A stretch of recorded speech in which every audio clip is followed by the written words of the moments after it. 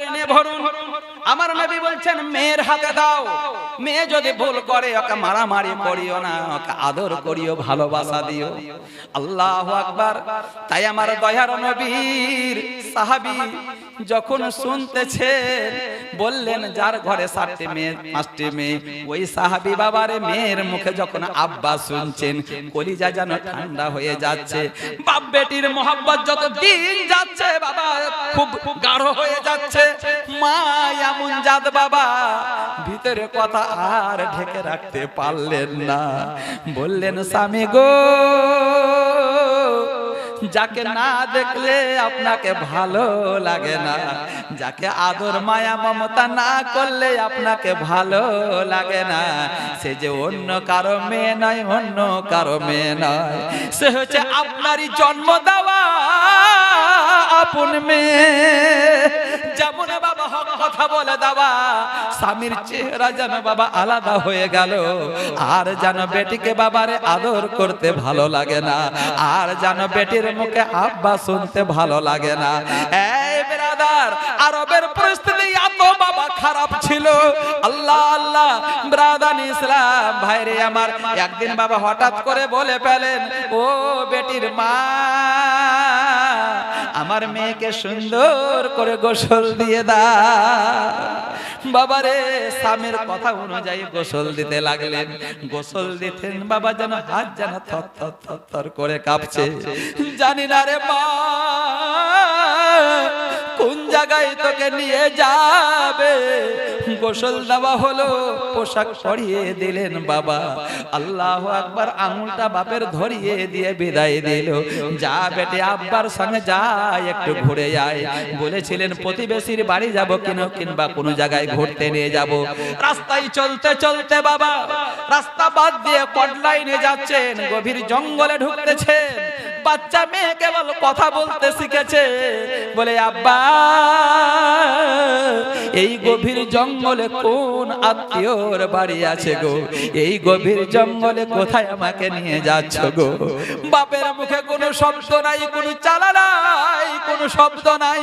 বাবারে গভীর জঙ্গলে প্রবেশ করার পরে বাবা গর্ত খুঁড়তে যেন আরম্ভ করে দিলেন। বাচ্চা মেয়ে বলে আব্বা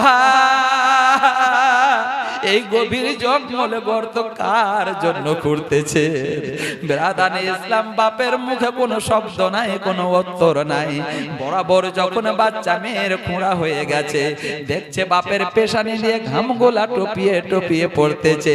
বাচ্চা মেয়ে বাবারে বাপের ঘামগুলাকে মুছিয়ে মুছিয়ে ফেলতেছে। বাপের দিলে মায়া নাই, কোনো মমতা নাই। পাথর হয়ে গেছে বাবা, দিল মরা পাথর হয়ে গেছে, দয়া মায়া সব উঠে গেছে। তার পেশানিতে ঘামগুলাকে মুছে দেওয়ার পরে বাচ্চা মেয়ে বলে আব্বা আপনি একটু আরাম করুন, আমি নিজের হাত দিয়ে একটু মাটি কাটবো। যার কোদাল চাপাবার ক্ষমতা নাই বাবা, মাটি কাটবার ক্ষমতা নাই। বাপের মোহাব্বতে বাবারে বাচ্চা মেয়ে বলতেছে। গর্তে বাবা নামিয়ে দেওয়ার পরে তাড়াতাড়ি মাটি ঢাকা দিতে আরম্ভ করেছে। বাচ্চা মেয়ে চিৎকার দিয়ে বলে আব্বা আমি যে মরে যাব, এইরকম ভাবে কেন আমাকে মাটি ঢাকা দিতেছে। বাবারে বাপের বুকে কোনো শব্দ নাই, কোনো চালা নাই। যখন কোমর পর্যন্ত ঢাকা পড়ে গেছে বাবা, বাচ্চা মেয়ে আর্তনাদ করে কান্না করে বলতেছে আব্বা আমি যে মরে যাব গো আব্বা। বাপের মুখে বাবা কোনো শব্দ নাই, উত্তর নাই। বুক পর্যন্ত যখন ঢাকা হয়ে গেছে, মেয়ে আর্তনাদ করে বুক ফাটিয়া ফাটিয়া কান্না করে করে বলে আব্বা এইরকম ভাবে আমাকে জিন্দায় দাফন করবেন না আব্বা। আমি কি অন্যায় করেছি আব্বা?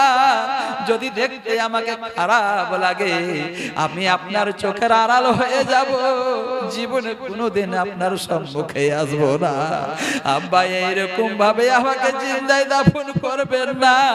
ওই মেয়ের কান্নার কারণে জান্নাতের হুরে গেলে মানরা ফারিস্তারা কান্না করতে শুরু করেছে।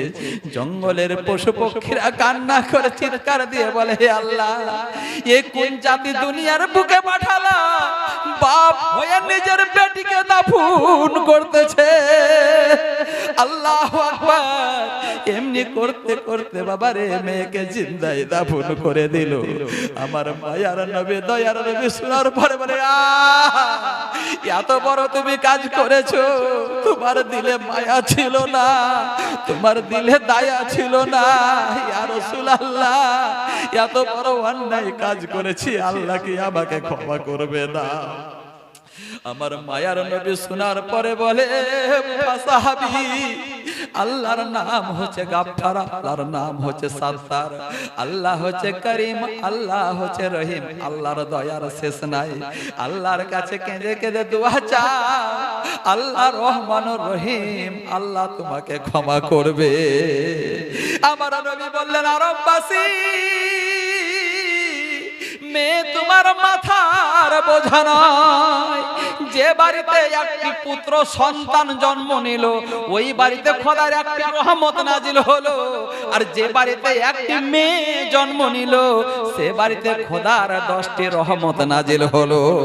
যখন আল্লাহ কারো প্রতি খুশি হয়ে যায়, যখন আল্লাহ বান্দার প্রতি খুশি হয়, তখন পানির বর্ষণ দেয়।